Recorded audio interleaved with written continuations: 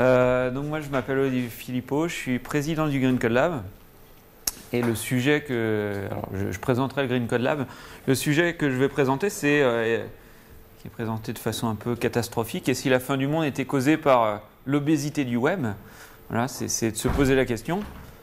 Où on va côté obésité, côté infrastructure, côté logiciel? Est-ce que...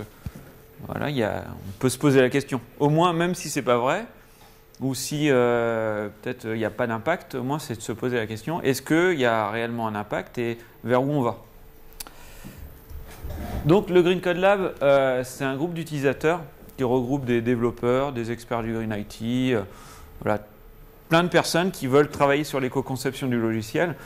Parce qu'initialement, on s'est posé la question, il y a eu du Green IT, on a parlé beaucoup pendant 5 ans du Green IT sans se poser la question sur le logiciel. Donc depuis 2 ans, on se dit c'est bien de réduire la consommation des machines, c'est bien d'acheter des machines plus éco-conçues. Par contre, on ne fait rien sur le logiciel. Alors que c'est la source. S'il n'y a pas de logiciel, il n'y a pas besoin de serveur. Voilà, donc on va faire attention à ça. Les travaux, donc on a un outil qui s'appelle Web Energy Archive, et je vais en parler pas mal pendant cette présentation. On a écrit un livre qui s'appelle Green Pattern, qui était aussi pour définir ce qu'est l'éco-conception des logiciels. Donc il n'y a pas de bonnes pratiques très concrètes à l'intérieur, mais c'est aussi de se dire est-ce que le logiciel a un impact sur l'environnement? Qu'est-ce qu'on peut faire en tant que développeur? Qu'est-ce qu'on peut faire en tant que chef de projet ou utilisateur? Autre sujet, là je vais en parler aussi, c'est un challenge à destination des développeurs, enfin des étudiants, qui se passe le 27 au 29 novembre, qui a pour but de rassembler des étudiants et d'optimiser une application, de mesurer l'impact et de primer celui qui aura le plus optimisé l'application. Donc là, c'est aussi un des travaux du Green Code Lab, c'est au-delà de sensibiliser uniquement les développeurs, c'est aussi de sensibiliser les étudiants. Et on travaille sur un label pour les sites web, c'est-à-dire que c'est pour valoriser derrière aussi ces actions. Si j'optimise mon site web, si je mesure la consommation, j'ai peut-être envie de le valoriser pour que vis-à-vis d'autres personnes qui font des sites web ou des produits du même type, j'arrive à dire ok, j'ai une valeur ajoutée. Alors, un chiffre qui est, je ne sais pas si vous le connaissez, c'est, alors quel est le chiffre? Voilà, 2% des émissions de CO2 mondiales. C'est l'impact de l'informatique, c'est les émissions. Si je prends mon PC, combien il a fallu de CO2 pour le fabriquer, combien en équivalent CO2, combien il faut pour l'utiliser, pour le recycler. Pareil, je prends les serveurs, les smartphones et que j'additionne tout ça. On est sur 2% des émissions de CO2 et c'est équivalent à l'aviation civile. La différence, c'est que l'aviation civile, ils stabilisent leurs émissions. C'est-à-dire qu'on a même une réduction des émissions de CO2 dans l'aviation. L'informatique, elle, on continue à croître. Ça, c'était des chiffres qui ont 3-4 ans. Si on refaisait un bilan sur les émissions CO2 du monde informatique, on serait plutôt à 3-4%. Donc, ce n'est pas du virtuel. Il y a réellement un impact. Alors, au-delà de l'impact, là, c'est une photo sur l'extraction des terres rares.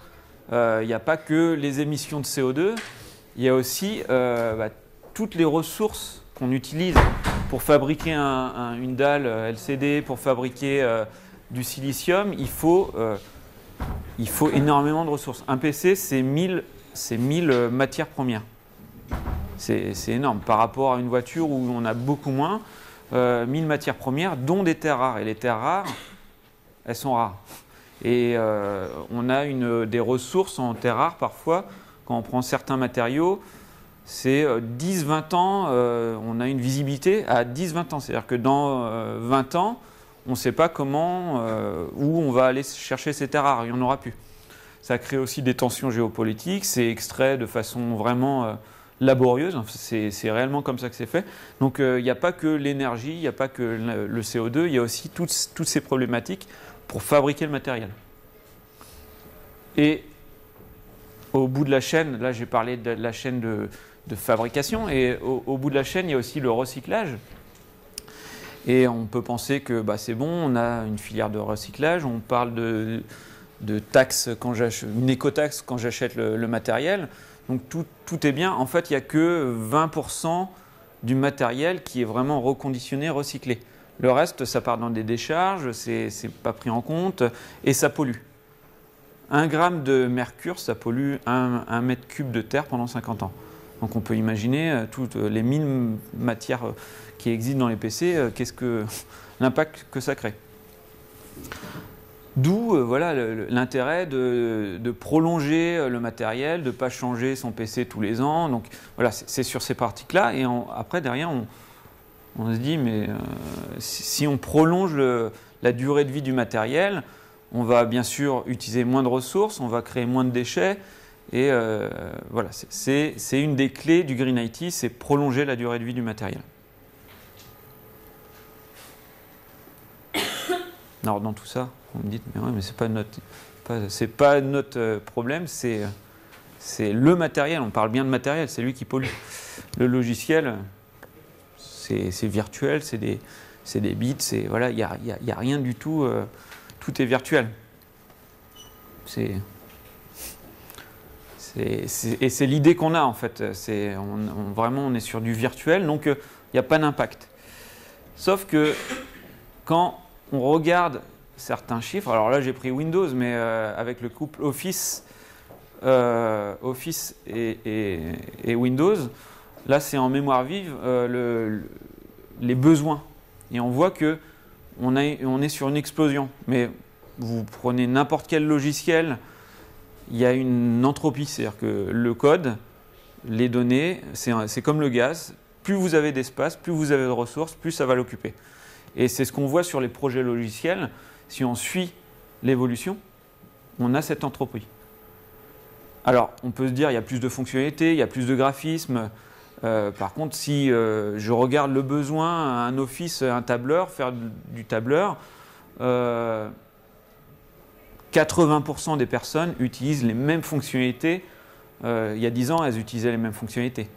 Donc, on a réellement une explosion du logiciel en besoin. Une loi, en fait, c'est le logiciel ralentit plus vite que le matériel ne s'accélère.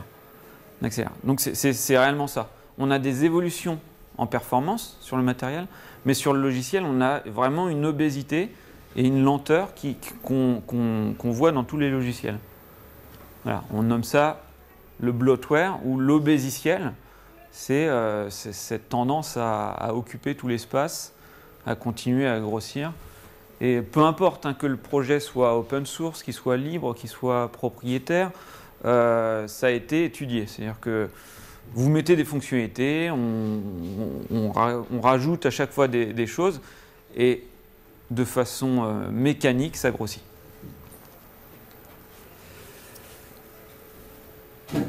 N'hésitez pas à me couper si je dis des bêtises. On pourra soit faire des questions à la fin, soit si vraiment vous avez une question. Voilà. Alors sur le web, c'est pareil. Et on peut se poser la question, oui, mais alors c'est aussi le retour qu'on a dans l'industrie. Oui, mais on s'améliore. Les parseurs, les technos évoluent et vont vers plus de performance. Donc on pourrait se dire que dans 1 an, dans 5 ans, on aura encore plus de enfin, les logiciels sont plus performants. La problématique, c'est que quand on regarde dans le passé, on n'a pas réellement cette évolution d'efficience. On est toujours sur cette croissance. Et nous, dans Green Collab, on s'est posé la question, mais sur le web, est-ce qu'il y a 10 ans, est-ce qu'il y a 5 ans, quelle est la consommation d'énergie, de ressources? Est-ce qu'on était pire? Est-ce que dans 10 ans, on va dans le bon sens? Est-ce que cette explosion des data centers et de l'obésité de certains sites web, ça va diminuer? Ça, on ne sait pas. Il n'y a aucune étude. Il n'y a aucune étude sur la consommation d'Internet. On a des chiffres. Tous les éditeurs, tous les fournisseurs de solutions, Microsoft, Google ou autres, annoncent bien sûr que passer sur un mode SaaS, passer sur des solutions hébergées, ça va dans le bon sens. Par contre, quand on regarde les études scientifiques, il n'y a aucune étude scientifique ou réelle à grande échelle qui dit oui, passer vers des data centers, passer vers des solutions web, ça va permettre d'aller dans l'efficience énergétique, dans moins de ressources. Oui, on consolide, on met tout ça dans des serveurs, c'est consolidé, c'est refroidi de façon globale, c'est mutualisé. Par contre, il faut prendre en compte le réseau, il faut prendre en compte la partie cliente. On a aussi ce constat, ok, on mutualise, mais il y a de plus en plus on va dire, d'adresses IP. Là, c'est l'Internet des objets aussi. On estime, voilà, en 2025, il y aura 50 billions d'objets, donc d'adresses potentielles IP, beaucoup plus, 10 fois plus que d'humains. Donc, on a aussi sur le réseau, il va avoir cet impact sur les serveurs. Donc, on peut estimer qu'on aura aussi une consommation qui va grossir. Alors c'est pour ça qu'on a, au sein du Green Code Lab, on a travaillé sur un projet collaboratif qui était sponsorisé par l'ADEME, qui est Web Energy Archive, qui est basé sur une solution qui s'appelle HTTP Archive, qui travaillait sur la performance, qui était d'archiver la performance des sites web pour voir comment ça évoluait. Nous, on s'est dit, on va rajouter à ce framework HTTP Archive l'énergie, et on va mesurer l'énergie des sites web, alors dans un premier temps côté client, parce que ce qu'on pense c'est les serveurs ça consomme, mais l'impact il est aussi côté client, c'est-à-dire que ces milliards d'utilisateurs qui utilisent Internet et ces solutions, sur les PC ça a une consommation non négligeable. Alors des premières mesures nous ont montré que effectivement et je vais le montrer quand on voit un site comme lemonde.fr, comme Libération, des sites qu'on va voir beaucoup, la proportion entre la partie cliente et la partie serveur, il faut l'étudier et on va voir que la partie cliente est beaucoup plus grosse en impact. Alors, ça va à l'encontre de ce qu'on pense. On se dit, oui, les serveurs, ça consomme, effectivement, mais cette partie, elle est à prendre en compte aussi. Alors, effectivement, si vous hébergez une solution, vous allez payer l'énergie du serveur et pas du client. Mais du point de vue environnemental, il faut prendre toute la problématique. Et c'est la problématique de l'environnement, c'est d'étudier l'impact global. Quel est l'impact de ma solution? Donc, Web Energy Archive, on a utilisé un outil qui s'appelle Power API de l'INRIA, qui prend des ressources, qui prend le nombre de mégaoctets écrits en mémoire, la charge CPU, et qui a un modèle énergétique qui estime l'énergie consommée.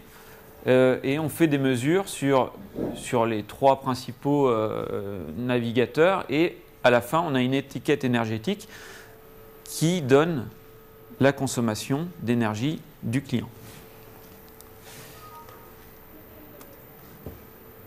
Alors avant ça je vais revenir avec Web Energy Archive sur des données réelles en fait de consommation. Un green pattern derrière, ça va permettre de réduire cet impact. Et pour bien comprendre l'éco-conception, la clé, c'est d'éviter l'obsolescence. C'est bien ça. C'est peut-être de consommer moins, mais c'est surtout d'éviter l'obsolescence. Si je fais un logiciel, si je fais un site web, et on a le cas sur Voyage SNCF, vous prenez une plateforme d'il y a 6 ans, voilà, un vieux PC, hein, un vieux PC, vous essayez de commander un billet sur Voyage SNCF, vous n'arriverez pas. Enfin, vous allez bloquer parce que soit ça prend trop de ressources, soit il faut mettre à jour un plugin et donc sur votre PC, le plugin il va être trop lourd. Et au final, on parle beaucoup d'obsolescence en diabolisant les fabricants de matériel en disant ils conçoivent mal le matériel, ils font que ça casse au bout de 2 ans. Quand on regarde réellement l'obsolescence des plateformes, c'est pas ça. Enfin, c'est une des causes, mais une des causes, c'est mon PC, au bout d'1 an, 2 ans, il rame. Donc, je le change. Donc, cette obsolescence, le pattern, il va travailler sur ça. Réduire, bien sûr, la consommation. Ça, c'est un axe, mais c'est un axe qui est deuxième, et aussi limiter les exclusions. En fait, là, c'est cet aspect social il est non négligeable. Je crée un site web, je crée une application et j'ai 30 000 boutons. Ok, l'équipe de développement elle va comprendre. Ok, les utilisateurs avancés ils vont comprendre le logiciel. Par contre, un utilisateur, on va dire lambda, il va être exclu. Et quand on parle de numérique et de fracture numérique, souvent on parle, oui, c'est parce que les personnes n'ont pas de box, n'ont pas d'internet ou n'ont pas de PC. C'est plus ça la fracture. La fracture, c'est j'ai une solution, j'ai tout un ensemble de logiciels et matériels. Par contre, je ne peux pas l'utiliser, c'est trop complexe. Et c'est réellement une des causes de fracture et d'exclusion. Et donc le Green Pattern va travailler aussi sur ça. C'est un axe un peu particulier, mais il ne faut pas le mettre à côté. Et aussi, pour revenir sur la définition du Green Pattern, souvent on dit mais moi je fais de la performance, donc je suis green. Ce qu'on dit c'est oui, dans certains cas, faire de la performance ça va réduire la consommation, on va aller dans le bon sens, mais pas tout le temps. Je prends l'exemple d'une voiture, vous faites une Ferrari, c'est effectivement performant, vous allez à 0 à 100 km/h en quelques secondes, mais c'est pas du tout, ça consomme énormément de ressources. Donc on voit que performance et green ne vont pas tout le temps dans le même sens. Donc ce qu'on essaye de faire, c'est d'aller vers la performance, mais aussi d'aller vers la moindre consommation. Alors justement, je vais revenir aussi au fur et à mesure sur cet impact du web. Là, sur ma plateforme, j'ai mesuré l'énergie. Donc là, vous voyez une courbe d'énergie. C'est-à-dire que je suis à 22 watts quand je fais rien. Je vais charger mon site web.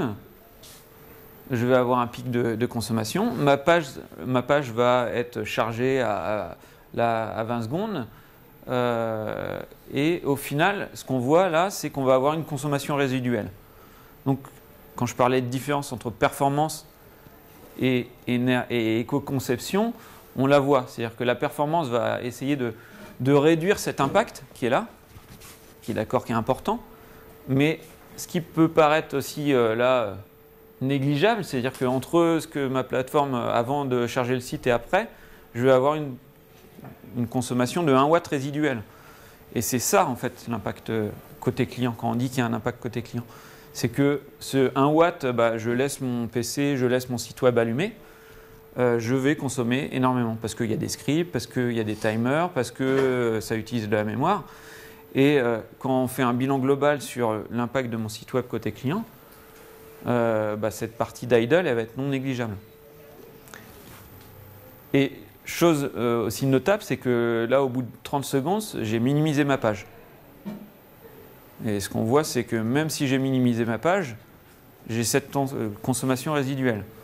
Alors ça peut paraître faible, mais on imagine, j'ai un site web, je minimise, je vais voir un autre site web, je minimise, et au final j'ai plein d'onglets, et tous ces onglets vont avoir une consommation de plus en plus forte. Et quand on revient au besoin, je regarde un site web, si je le minimise, j'en ai plus besoin. Pourquoi continuer à faire des scripts? Pourquoi continuer à faire des traitements? On pourra se dire, on aurait pu couper les traitements. Donc là, il y a un pattern qui est assez très simple. En quelques secondes, vous prenez le contexte et l'HTML5, par exemple, fournit maintenant ce tag sur la visibilité du navigateur. Mais avant, il y avait des choses un peu plus sur des on-focus et on pouvait prendre en compte ce contexte. J'ai donné l'exemple de HotSuite, qui est un agrégateur de réseaux sociaux. Ce qu'ils font, c'est au bout de, je crois, c'est 1 heure d'inactivité, ils coupent. Donc, bon, 1 heure, c'est déjà beaucoup, mais on peut appliquer ce principe, qui est très simple. Et là, on est vraiment dans du gaspillage, parce que si je reviens sur ça, ces watts qui sont consommés côté client, je multiplie par le nombre d'utilisateurs, on arrive à des mégawatts, à des gigawatts. Donc c'est non négligeable. Et il y a un impact aussi sur la plateforme, c'est que l'utilisateur, c'est des ressources qui sont utilisées et quand il fait un autre truc à côté, on a cette obsolescence. Alors, sur des choses un peu techniques, mais pour comprendre aussi la différence avec la performance, et quand on ne regarde pas l'énergie, ce que je mets, alors le timer Windows ou Linux, il est à 15 millisecondes, c'est-à-dire que votre Linux, il est séquencé à 15 millisecondes. Linux est séquencé à 10 millisecondes. Par contre, je peux demander au système plus de performance. Si vous faites en JavaScript un set timer 1 milliseconde, a priori, vous allez demander au système plus de performance. Et on voit là sur juste le CPU, on a une consommation qui va monter. Parce que plutôt que de laisser Windows ou Linux se rendormir toutes les 15 millisecondes, je vais lui demander des informations. Et ce qu'on a fait, c'est qu'on a benchmarké un peu ce qui se passait sur une plateforme. Et on voit, là, ça pourrait être le contexte actuel où j'ai un navigateur ouvert, j'ai un PowerPoint ouvert, et ce que vous voyez là, c'est les demandes des outils en timer. Donc c'est-à-dire que là, j'ai mon Chrome qui a demandé 8 millisecondes, 8 millisecondes, 1 milliseconde, donc, et PowerPoint 1 milliseconde. Donc on voit que ces logiciels ont demandé énormément de ressources à la plateforme et on fait consommer en plus la plateforme. Alors on peut se poser la question, est-ce que c'est nécessaire? PowerPoint, c'est juste pour afficher des images. Je n'ai pas besoin de plus que 15 millisecondes. Un site web, là c'est un site web classique, ce n'est pas de la vidéo. Alors Chrome demande parfois plus de performance mécaniquement, mais c'est parfois les sites web qui demandent aussi avec des set timers. Donc là on voit qu'on est dans la recherche de performance des sites web, on a des impacts qui sont importants sur la plateforme. Et pour montrer un peu le mouvement, avant les navigateurs bloquaient, si je faisais un set timer, vous pouvez faire sur des anciens navigateurs, bloquaient à 10 millisecondes ou 15 millisecondes. Vous ne pouviez pas aller plus bas. Actuellement, Chrome a ouvert et on peut aller jusqu'à 1 milliseconde. Le W3C préconise 4 millisecondes, donc autorise à aller au navigateur de demander plus de performance. Donc voilà, on voit qu'il y a un mouvement qui va vers la performance, mais qui ne va pas vraiment vers l'efficience énergétique et sur l'efficience de ressources. Alors justement, sur Web Energy Archive, on a mesuré 500 sites. Donc on a 500 sites qui sont mesurés régulièrement, on mesure l'énergie, les ressources, on mesure aussi le score, et le score qu'on a pris, donc c'est Google PageSpeed. Et pour bien comprendre, c'est donc le score, plus vous êtes versant, plus vous avez une performance selon les métriques Google, donc vous êtes bon. Et nous, là, c'est en milliwatts pour 1000 pages vues. Plus on est haut, plus on consomme sur la partie cliente. C'est bien sur la partie cliente. Et donc, déjà sur la partie cliente, on voit qu'aller vers la performance, ça n'indique pas forcément que je ne vais pas consommer sur le client. Je peux être à 90, mais consommer énormément. Donc, la corrélation, amener la performance, oui, ça va afficher la page plus vite, l'utilisateur va être content. Par contre, en ressources, ça va utiliser énormément de choses.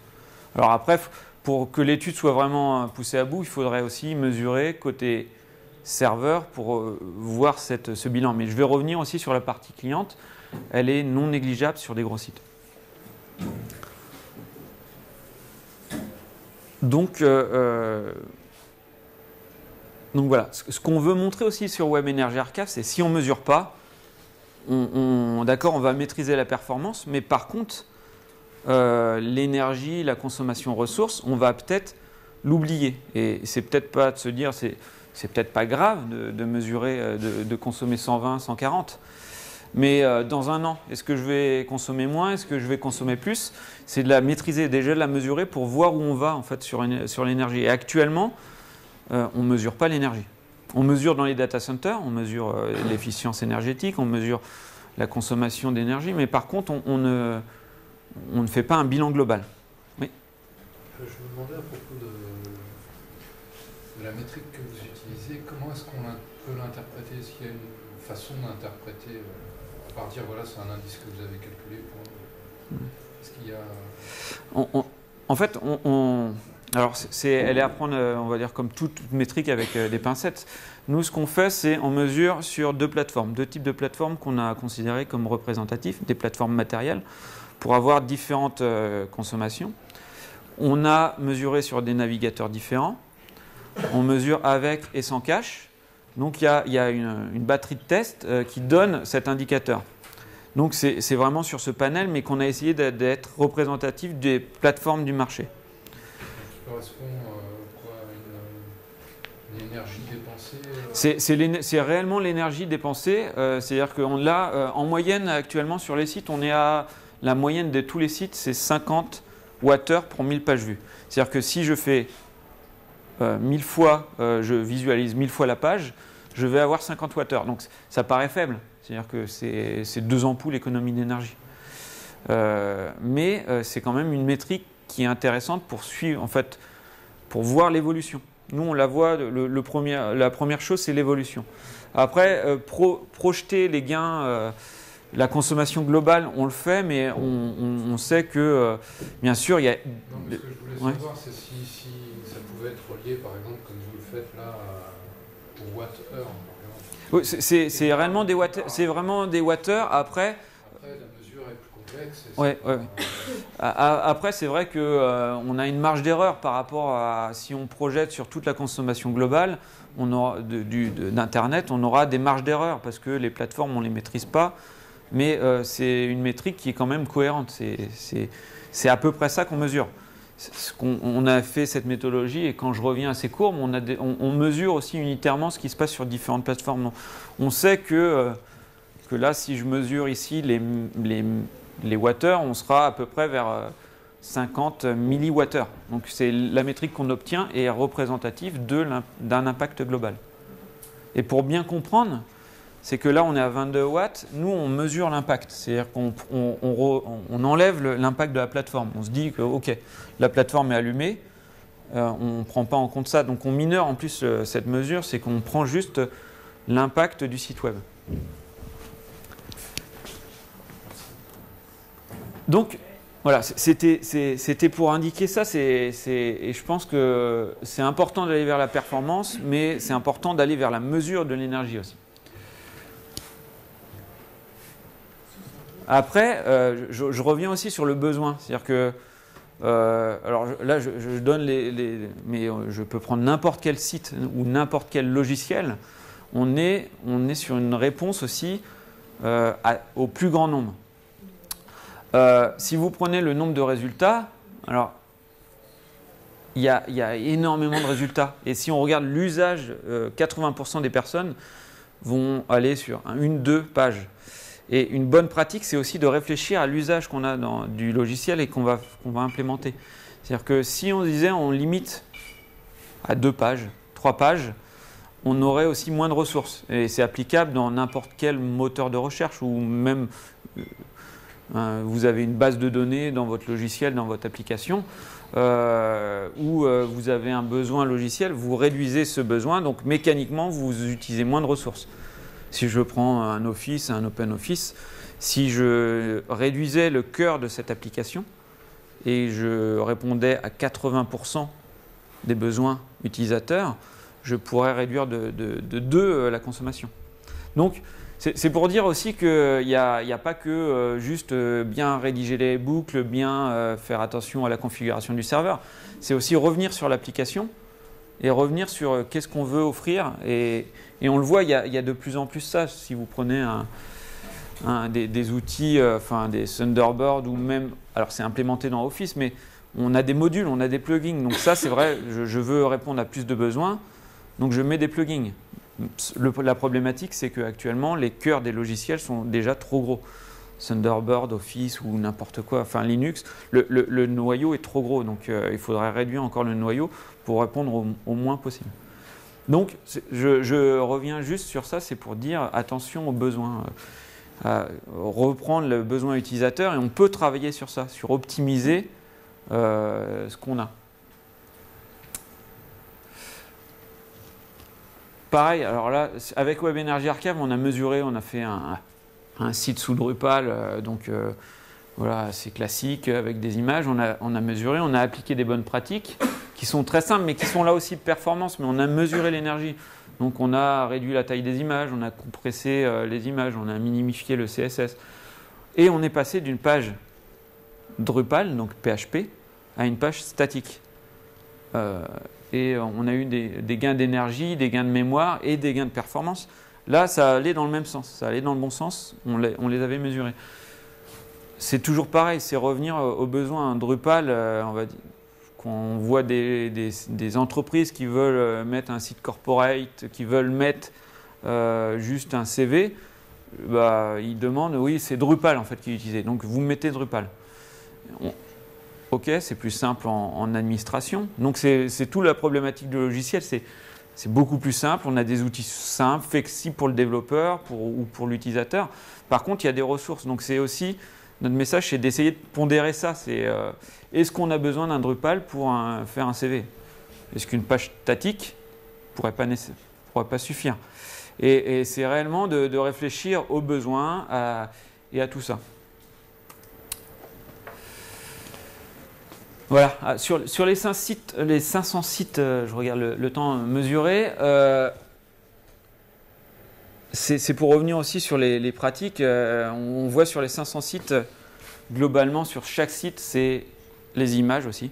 Et donc, là, il y a un gros travail, mais qui n'est pas que des développeurs, c'est aussi des gens qui mettent le contenu, d'optimiser les images. Donc, le travail est réparti. Les développeurs doivent travailler, les gens qui font l'infra doivent travailler, mais les utilisateurs des logiciels doivent aussi travailler. Et c'est toute la problématique de cette obésité, c'est qu'elle est répartie. Chacun a une petite goutte d'eau à amener. Pareil, hein, le flash, on voit que sur 500 sites, on a énormément de flash, et donc la consommation est pareille. Et on est sur d'autres pratiques qu'il faut noter, c'est comme les fontes spécifiques. Maintenant, toutes les fontes sur les sites sont spécifiques. Donc avant, on avait un utilisateur qui avait des fontes classiques sur son site, il n'avait pas à les télécharger. Et ce qu'on voit en tendance là sur les mesures de 6 mois, on a vraiment une explosion des fontes spécifiques. Donc, ok, elles sont mises en cache peut-être, ok, mais c'est quelque chose en plus à télécharger. Donc, et là, on intègre aussi des gens qui sont du marketing. On leur dit, parce que les gens du marketing vont faire des choses assez poussées avec des choses spécifiques. C'est de dire, ok, c'est un coût énergétique, c'est un coût environnemental. Est-ce qu'on a besoin de mettre une fonte spécifique pour tel site? C'est toujours pareil. C'est quel est l'impact environnemental, quel est l'impact sur la performance? Est-ce que ça répond aux besoins? Et alors top 10 là, mais au top 100 sur le site, on a pris les 100 sites les plus visités en France, mais selon Médiamétrie, avec le nombre de pages vues par mois. Et sur les mesures qu'on a faites, on a projeté en fait la consommation côté client. Et on voit que c'est non négligeable. C'est-à-dire qu'on est sur des mégawattheures sur les sites les plus vus. Alors, je vais justement sur un cas comme ça, comme Le Monde, je reprends comme c'est les sites d'information, et dans l'idée aussi commune, c'est les newspapers, les choses comme ça, c'est mieux que du papier. Donc, aller consulter sur Internet un site, ça va avoir moins d'impact qu'acheter le papier. C'est pas si simple. Et quand on fait des réelles mesures d'impact environnemental, papier versus numérique, on arrive dans certains cas à égalité. L'ADEME a fait par exemple une étude sur une facture, sur consultation d'une facture. Au bout de 2 minutes de lecture à l'écran, vaut mieux imprimer sa facture. Donc, alors c'est pas pour dire on jette le numérique, on prend le papier, mais c'est toute une problématique. Si on ne mesure pas, on ne contrôle pas l'impact et on peut avoir des choix qui vont pas dans le sens de l'environnement. Donc sur ce site, avec les mesures qu'on a, on a donc 200 mégawattheures. Alors nous, on n'a pas les chiffres des serveurs du monde, mais à peu près, on est sur 20 mégawattheures. On voit de façon globale, là, le monde consomme plus côté client que côté serveur. Donc l'impact d'un site d'information est beaucoup plus important sur les utilisateurs que sur le serveur. Donc après ce constat-là, si vous avez un site où il y a très peu de visiteurs, il va s'inverser. Mais dans la plupart des cas, et c'est les sites les plus visités, on a cet impact. Donc on a une obésité des serveurs, de toute façon, qu'on peut maîtriser plus facilement, mais on a aussi une obésité côté client. Et alors on ne le voit pas parce que c'est réparti, mais quand on fait une analyse globale, ça c'est réellement, c'est un impact réel. Donc on va dire si on faisait réellement de l'éco-conception de son site, on fait attention à tout l'impact. On va optimiser la consommation serveur parce que bien sûr on va la payer, mais on va faire attention aussi à l'impact côté client. Parce que ça serait dommage de mettre en place une solution où il y a un data center qui est vraiment efficace, qui ne consomme que très peu, et une partie cliente qui consomme énormément et qui crée de l'obsolescence. Au final, on a pris ces 100 sites les plus visités. On a estimé, alors avec des pincettes sur la consommation d'énergie, on arrive à 8 gigawattheures par an. Pour les 100, c'est l'équivalent de 1200 foyers. C'est-à-dire que juste la consultation de ces 100 sites, c'est le budget énergétique de 1200 foyers en France. Donc vous multipliez ça aussi pour tout l'usage Internet, parce que ces 100 sites, ce n'est pas que ces sites-là qu'on visite. Donc on est sur un impact global énorme. Et quand on regarde en données téléchargées, c'est énorme aussi. Il y a aussi cet impact sur le réseau. Alors, optimiser la partie cliente, ça va permettre aussi d'optimiser la partie serveur. C'est ce qu'on voit, c'est mécaniquement quand on a une partie cliente qui est consommatrice, on a aussi la partie serveur qui est consommatrice. Donc voilà, ce que je vous invite, Web Energy Archive est ouvert, c'est un projet qui est open source. On n'a pas encore libéré les sources, mais on va dire, là on est dans une première phase. On invite, plus on aura un panel représentatif, plus ça sera intéressant aussi de voir ces constats, ces évolutions. Et puis en tant que développeur, c'est intéressant de suivre, de le mesurer. C'est pas de dire je suis à G, c'est pas bien, on va me taper sur les doigts. C'est de dire ah oui, effectivement, je suis à G. Pourquoi je suis à G? Pourquoi je pensais que j'étais performant et en fait je suis pas performant? C'est la première étape pour nous, c'est la sensibilisation des acteurs et derrière le travail d'optimisation. Et voilà. Et un dernier élément, s'il y a des étudiants qui sont dans la salle.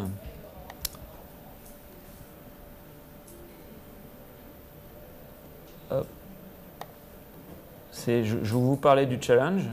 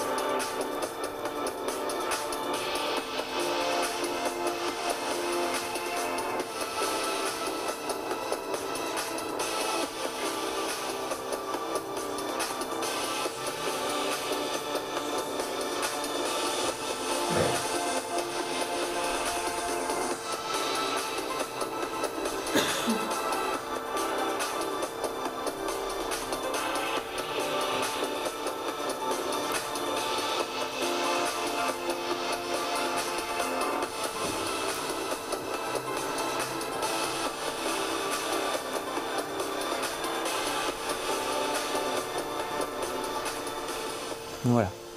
Ça montre pourquoi on fait ça, c'est aussi pour sensibiliser les acteurs et les étudiants, parce que derrière, c'est des futurs développeurs, et on est réellement sur, on a perdu, je pense, moi j'ai été développeur, j'ai développé sur de l'embarqué, et on fait attention aux ressources. Et actuellement, on n'a pas cette vue. Sur les ressources, on a ressources infinies. C'est-à-dire qu'on est à ressources quasiment infinies maintenant. Donc, notre message, c'est non, on n'est pas à ressources infinies. Et si on ne mesure pas cette consommation de ressources, on va réellement vers une obésité. Et toutes les bonnes pratiques qu'on entend sur les data centers, voilà, en disant oui, on va mettre des data centers au Groenland, on va utiliser l'eau et des énergies renouvelables, c'est un patch, c'est réellement un patch. Et on peut revenir, si vous êtes lecteur de science-fiction, à des choses où un monde de machines, c'est potentiellement ça qui peut se passer. On met des data centers pour héberger des solutions parce qu'on n'a pas maîtrisé ces solutions. Donc, il faut mesurer. C'est la première étape de mesurer pour après, potentiellement, passer à l'action si on peut passer à l'action. On a 10 minutes de questions. Est-ce qu'il y a des outils tout faits entre guillemets pour justement mesurer facilement l'impact énergétique d'une solution quelle qu'elle soit, native ou... Oui, alors, c'était... des bonnes pratiques. Non, on a des bonnes pratiques. Après, il y a des outils, on va dire, les outils qui existaient avant, qui sont des outils de profiling classiques de code. Déjà, c'est un premier élément. Mais déjà, quand on fait l'état des lieux dans les entreprises, c'est pas forcément utilisé. Vous faites un site web, qui a profilé son site web? Enfin, voilà. Donc, déjà, on est très loin de la ressource, de surveiller la ressource. Déjà, un premier élément, c'est avec les outils qui existent de profiling web, Java ou autres. Déjà, je ne sais pas, PageSpeed, est-ce que vous connaissiez? Voilà. Bon, ça commence à être répandu, mais c'est déjà d'utiliser ces outils pour avoir une idée sur la ressource. Après, sur l'énergie, c'est nouveau, donc il y a peu d'offres. Et la première offre, c'est un wattmètre. C'est-à-dire, vous achetez un wattmètre, et les courbes que j'ai montrées, vous regardez un peu l'énergie. Bon, c'est empirique, mais c'est déjà une sensibilisation. La courbe là de consommation, c'est quand on met ça dans des équipes de développeurs, c'est déjà ça permet de créer une mesure. Après, il y a des outils comme Power API qui sont vraiment de l'INRIA, qui sont des outils de recherche et qui ne sont pas encore aboutis pour être utilisés dans des équipes. Mais c'est un premier élément. C'est pour ça qu'on a poussé Web Energy Archive et qu'on essaye de pousser des projets de recherche sur cette mesure de ressources. Donc, je pense qu'il y a encore un long chemin, mais on a tous les outils parce que aussi sur la consommation des serveurs, dans les infras, les serveurs, on mesure l'énergie. Enfin, dans quelques data centers et dans quelques serveurs, on a des wattmètres intégrés dans les serveurs maintenant. Premier élément, c'est que les gens infra les remontent. Et la complexité, c'est de les remonter aux équipes métiers. Et là, on est sur des problématiques DevOps, de se dire, on fait travailler aussi les gens du matériel, les gens de l'infra, avec les équipes métiers.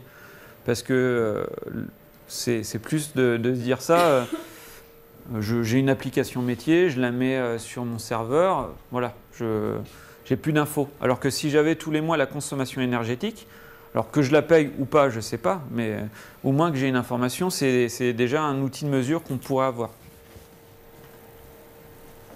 En fait, on a parlé un peu plus tôt de la comparaison entre le papier et la version numérique. Ouais. Moi, je voulais savoir, on nous vend les e-books et les tablettes comme en gros des trucs qui auraient un impact écologique plus faible. Est-ce que là, il y a eu des études entre le papier et... Alors, sur les e-books, non. Enfin, ça montre qu'il y a des choses à faire. Après, ce qu'on voit, c'est...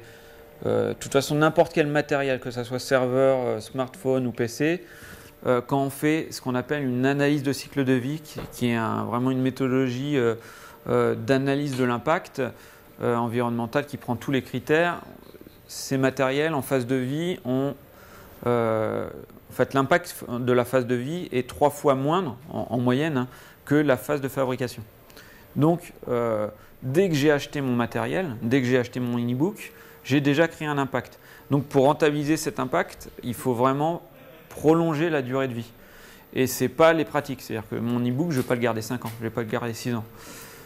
Donc, ce qu'on ressent, c'est qu'il y a un impact plus fort actuellement côté matériel parce qu'on ne mesure pas justement cette analyse de cycle de vie. Pour info, l'iPad, tu lis un journal sur un iPad, au bout de 20 minutes, ça coûte moins cher à la planète de le lire en version papier. Moi, j'ai 2 remarques et une question, enfin 2 commentaires plutôt. Le top 100 des sites français, c'est un volume considérable. Et je suis presque étonné en fait que ça fasse que 1200 foyers en équivalent consommation énergétique. Alors, comme je disais, on minimise. C'est-à-dire que cet indicateur, il va prendre avec des pincettes. On est en cours d'évaluation. Il est à prendre avec des pincettes parce qu'on ne prend pas aussi toutes les plateformes. C'est-à-dire que on prend l'impact. Donc, c'est vraiment l'impact du software. Après, si je dis mon PC il est allumé, il consomme 22 watts, il faut prendre aussi ces 22 watts. Et là, les chiffres peuvent être plus gros. Après, on est plutôt... c'est que sur son site, il faudrait réellement regarder l'usage d'une personne. Et je ne suis pas... Sur une semaine d'usage Internet, je vais être sur je ne sais pas combien de sites, combien de réseaux. Donc, c'est qu'une partie. C'est que là, ces 1200 foyers, c'est qu'une partie. Ouais, d'accord. Le deuxième commentaire, c'est est-ce que, si on fait un peu de prospective, on ne va pas pouvoir se permettre cette infobésité, ou en tout cas cette surconsommation, dans la mesure où, comme dans l'industrie automobile, on a des voitures qui sont toujours plus puissantes, tout le machin, mais qui consomment toujours moins de pétrole, même s'il y a toujours moins de pétrole, les voitures consomment moins, on arrive à maintenir une espèce d'équilibre comme ça. Est-ce qu'avec, maintenant dans mon téléphone, j'ai la puissance d'un serveur d'il y a 5 ans, voilà, dans quelle mesure, avec les progrès technologiques, on ne va pas pouvoir se permettre ça? On va dire, contrairement à la voiture, là on est sur aussi ce qu'on appelle l'effet rebond. Et enfin, c'est pas forcément les plateformes qui vont être le problème. C'est justement, plus on va avoir de puissance, plus on va offrir de services souples, plus on va avoir un effet rebond. L'exemple de Google, justement, et de la recherche. Avant, j'avais un navigateur, j'enregistrais avec des marque-pages les sites. Maintenant, la pratique commune, c'est de taper dans la barre d'adresse ou dans Google le site, même si je le connais, et je vais faire des requêtes. Donc, ça, c'est l'exemple même de l'effet rebond. C'est-à-dire que j'offre une solution souple et l'utilisateur, elle l'utilise plus. Donc, ce qu'on voit dans l'impact, c'est plutôt de se dire attention, plus on va avoir des technologies, plus il va avoir un effet rebond. Et on le voit dans le transport, notre domaine. Si on se dit que sur le transport, je mets du covoiturage, je mets des systèmes de covoiturage, je mets des choses assez souples, je ne vais plus avoir de bouchons, donc je vais mécaniquement utiliser plus ma voiture. C'est exactement pareil dans les technos. Donc voilà, il y a cette problématique, elle est pas simple, elle n'est pas juste plus de puissance va offrir plus d'efficience. Et je finis par ma question, quand on est une agence web, et même si on y croit, qu'on mange bio et que voilà, qu'on fait gaffe à faire du bio en ville, et qu'on va voir des clients et qu'on leur vend un site web, est-ce qu'il y a, je sais pas, un guide de best practice ou un argumentaire pour vendre? Parce que quelque part, quand on fabrique un site, ça représente un overhead, il y a un surcoût, il faut qu'on intègre ces green patterns, etc. Comment on fait pour pas prendre ça en charge et faire payer ça aux clients, quoi, en gros? Ouais. Alors, premièrement, je pense que sur l'overhead, alors je réponds juste à l'overhead, je suis pas sûr qu'il y ait un surcoût.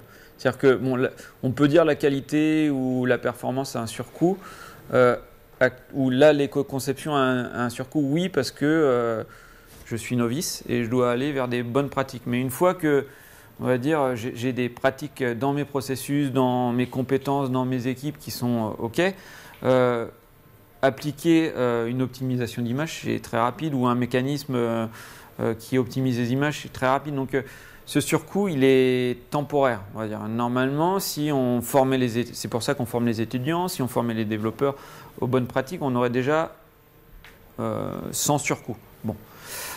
Après, le valoriser auprès c'est tout auprès des clients, c'est très complexe. Oui, je suis d'accord. Mais ce qu'on voit les agences web ou les sites qui vont vers ça, voient ça déjà par conviction. Il y en a qui c'est par conviction réellement, parce que voilà, elles veulent l'intégrer comme ça. C'est par aussi image, c'est-à-dire que il faut le valoriser. Et c'est vrai qu'actuellement, c'est pour ça qu'on disait qu'on travaillait sur un label web. ce label web pour valoriser ça, pour dire ok, moi comme le bio, hein, je suis agriculteur, je veux valoriser le fait que j'ai pas eu pris de pesticides, je mets du bio et je sais que sur le marché, d'accord, pas tous les utilisateurs, pas tous les acheteurs, mais certains acheteurs vont prendre ça en compte. Voilà, après, sur l'argumentaire, c'est vrai que c'est toute une... Principalement, le moteur aujourd'hui, c'est la conviction quand même. Oui, on va dire c'est la conviction, et sur certains gros sites, c'est l'aspect économique. On va dire si le monde optimise, c'est un aspect économique des serveurs, mais c'est vrai que c'est plus la conviction et des politiques de développement durable. Après, on le voit sur les appels d'offres, de plus en plus, il y a des critères environnementaux. Alors, on ne le voit peut-être pas dans le privé, mais dans le public, de plus en plus, il y a des critères. Donc, je fournis des logiciels ou des sites web. Si je veux gagner un marché, je vais faire attention. Je ne sais pas quelle heure il est. Est-ce qu'on a... Oui, on a encore un... Ouais. Est-ce qu'il existe des labellisations reconnues, en fait, des références comme les classes énergétiques, ABC? Alors, on peut faire valider son site pour dire je suis plus classe. Ouais, c'est pour ça que je disais on travaille sur la labellisation, autre que pas que Web Energy Archive, mais sur un référentiel de bonne pratique, un peu comme ce que vous pouvez connaître sur AccessiWeb, sur l'accessibilité des sites web. On travaille sur cette notion de labellisation, mais ça prend du temps. C'est-à-dire qu'il faut que ça soit un référentiel qui soit partagé, reconnu, il faut que des organismes adhèrent. On travaille par exemple dans les organismes comme l'AFNOR ou l'ISO, mais ça prend du temps.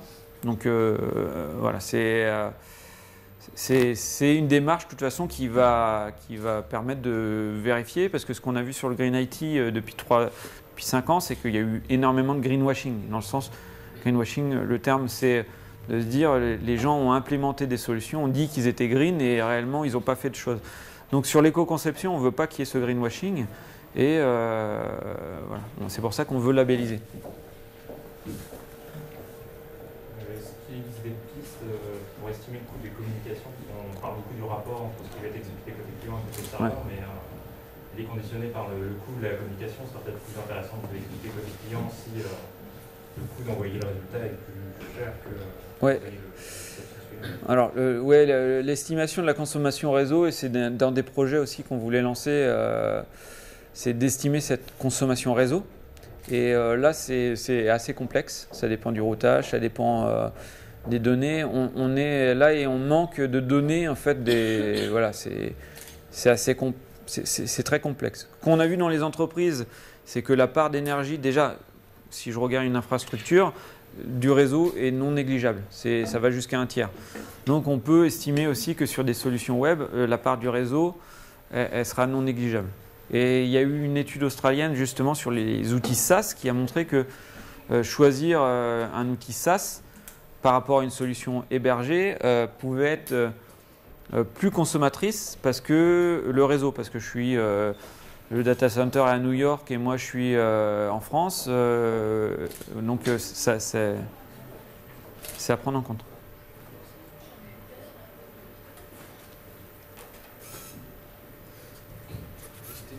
Je reviens sur la façon de vendre aux clients tout ce qui a été réfléchi au niveau écologique.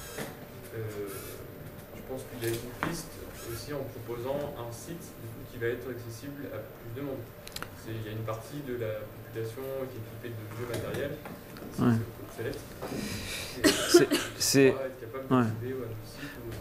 C'est ce qu'on voit sur des gros sites comme Voyage SNCF qui vont vers la performance. Après, il ne faut pas que ça soit juste la performance. C'est-à-dire qu'on a vu, ils vont peut-être travailler sur la performance et ça va aller dans le bon sens, mais ça ne va pas aller dans le sens éco-conception. Mais effectivement, l'utilisateur, c'est la clé.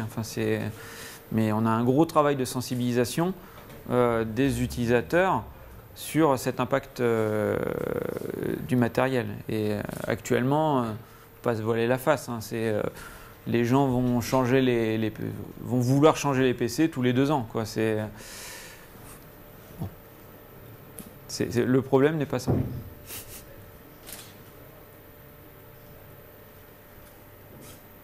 Plus de questions ? Aucune remarque?